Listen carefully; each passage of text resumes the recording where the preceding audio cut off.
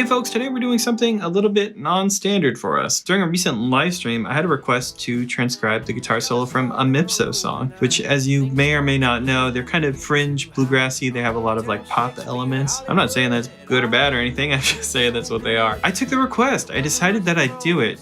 We tend to be real traditionalists over here and we tend to have upturned noses at Lessons with Marcel, but I thought we'd go for it anyway. And I actually thought the break was kind of interesting. It's a really good example of doing a lot with some simple ideas, and I thought for some of you that are new to bluegrass, maybe this song's more approachable and maybe this break is a little more approachable perhaps, so I figured we'd do it anyway. Small reminder, there is still new merch out. I'm wearing one of the new shirts, is the Illuminati one. Of course, we got the new hats as well. Don't look at my hair. So check that out if you're interested. Of course, live streams. This song was, I think, requested by Elijah, I want to say his name was. So thank you, Elijah, for the suggestion. We're going to do a bigger breakdown now. Here we go. All right, before we go through measure by measure, we learn the whole thing. There's a couple techniques we should probably look at. These are classic bluegrass guitar moves that are going to make the break make a lot more sense to you intellectually. You're not just going to be memorizing the notes. You're going to understand why these things were played. So let's look at that. The first thing I want to talk about is the Lester Flatt G run. Lester Flatt is this famous guy, Flatt and Scruggs. He really only played this one guitar lick, and so we call it the Lester Flatt G run, even though a guy named Riley Puckett invented it, or at least we think invented it. And the lick goes something like this. Go ahead, practice this. Now, if you tried to play that Lester Flatt G run and it didn't sound correct, it might be because I have my capo on 2nd fret, just like in the beginning performance. So make sure you got your capo on. This whole thing will sound a lot better. The next thing I want to show you is something called country sixth, like 1, 2, 3, 4, 5, 6. That's basically the distance between two notes. And in this case, we're talking about a couple of intervals that sound like this. And each one of those individually is a sixth. That's a sixth. This is a 6th interval. This is another 6th interval. And that last one is as well. These are really common in country guitars. So you might hear something like this.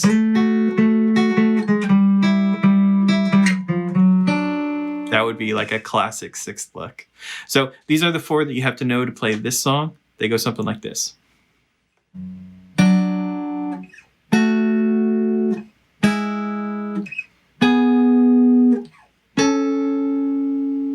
The final thing I want to show you is a diagonal pentatonic scale. Now, you might not even know your pentatonic scales yet.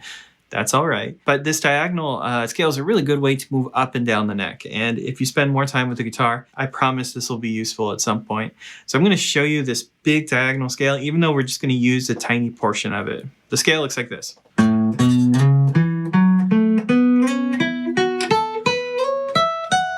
With all of that out of the way, I want you to listen to the break again and try to spot those 3 things that we talked about. Anything that looks like the Lester Flatt G run, anything that looks like it might be a country 6th, and anything that looks like it might be a diagonal pentatonic scale. Here we go. Take a listen.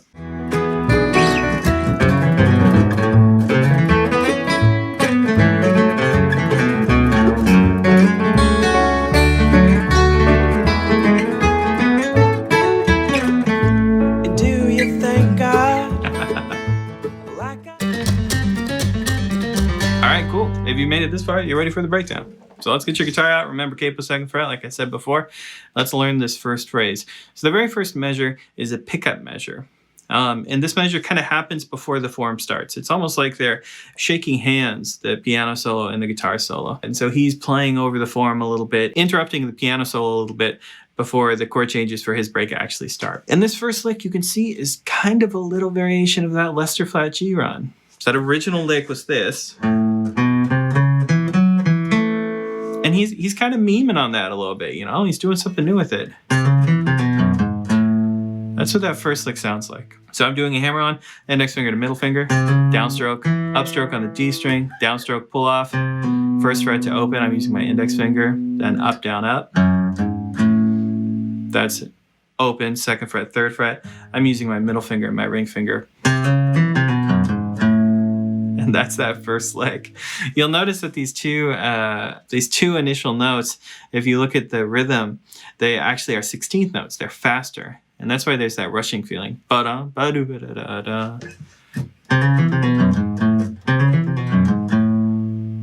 If we go to the next phrase, the next measure is kind of another phrase on its own. It sounds like this. It's another great phrase, and it's still kind of similar to that G run. smart. It's a smart use of that phrase to keep twisting it into new stuff. So once again, this starts with those 2/16 notes, so we know that that's going to be a faster sound.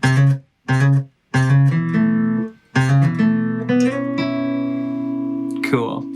You'll also notice that in the beginning of this measure, there is this bass note, this low 3rd fret on the low E string.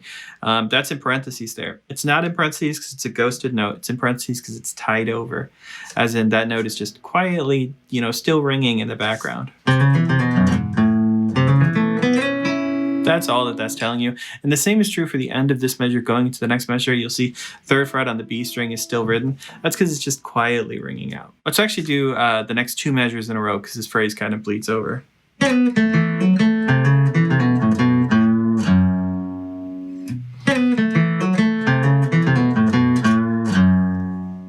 Cool.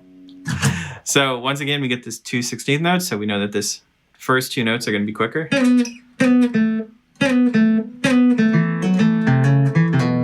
Cool. I'm starting that slide with my middle finger. The reason I'm starting with my middle finger is when I come down here, I already have my index finger over 1st fret. So I'm going to be ready to play the 1st fret when it comes up. There,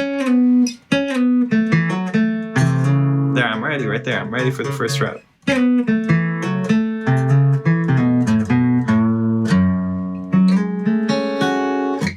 This is kind of a weird phrase too, where if I was going to play this, maybe this is me like having Tony Rice influence, but man, I would mix these pick strokes all up. I would do all kinds of fun things with the pick strokes just because the phrase makes more sense that way to me. I've written out the correct pick strokes. Like if you're alternate picking strictly downstroke, downbeat, upstroke, upbeat, this is what the pick strokes would be. But I just have a huge temptation to change them around in this instance. I think it's my Tony Rice brain talking. Okay, cool. That very last measure, pull off on the index finger. And this bend, I'm just tugging straight down on the string. And you're not going anywhere, specific. It's just a tiny little curl on that. Doesn't have to do anything specific. Don't try to get it like perfectly in tune or something. It's not what it's about. Just a little curl. Next line. We start with the slide. I think when I played this in the demo, I did it with almost all downstrokes, which would be a real economy picking kind of move. Once again, maybe because this break's a little bit slower, and I'm thinking with the Tony Rice brain, can't help myself. I might be doing some of those things. But that's the phrase. It's just a slide with the middle finger and then a bunch of open strings. You'll notice in the upcoming measures, these are our 6th.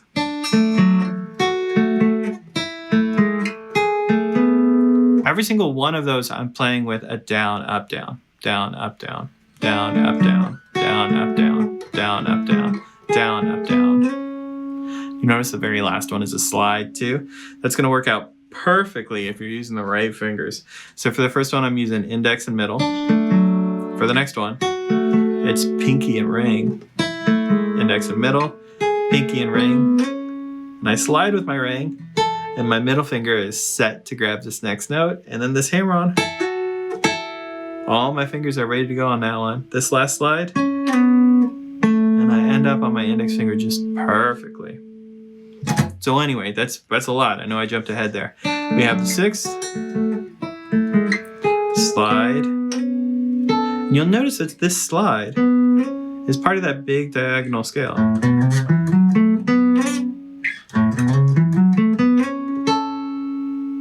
You'll also notice that these last 2 notes, after I slide and then play this note, that's the last 6th that I tie you. So all of this kind of overlaps. These notes are also in the diagonal scale. These notes are also in the diagonal scale. It's all just buried in there. So in that very last measure, I should say really quickly, when you're playing that hammer on, make sure that you got your index finger and your middle finger. You're hammering on with your ring finger. Hammer on, take it off, and strum those 2 notes again.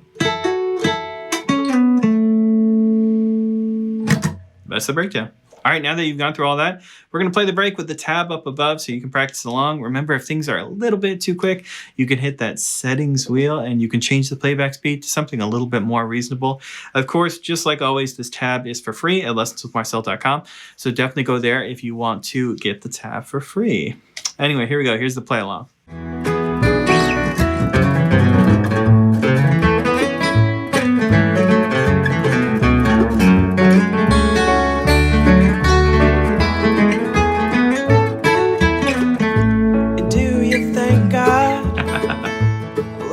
All right, folks, thanks for hanging out and taking this lesson on this Mipso song. I know it's a little bit different. It's not quite what we normally do. I hope you enjoyed it. If you're new to bluegrass, please check out some of my other content. You can find out a little bit more about the genre. We love having you here. There's so many new people coming to the genre through people like Mipso and Mandolin Orange, and of course Billy Strings and Molly Tuttle and yada, yada, yada, yada, yada. So yeah, come over here, get into the history, learn a bunch of the tunes. We'd love to have you. We'll see you all next time for another Bluegrass Guitar Lesson.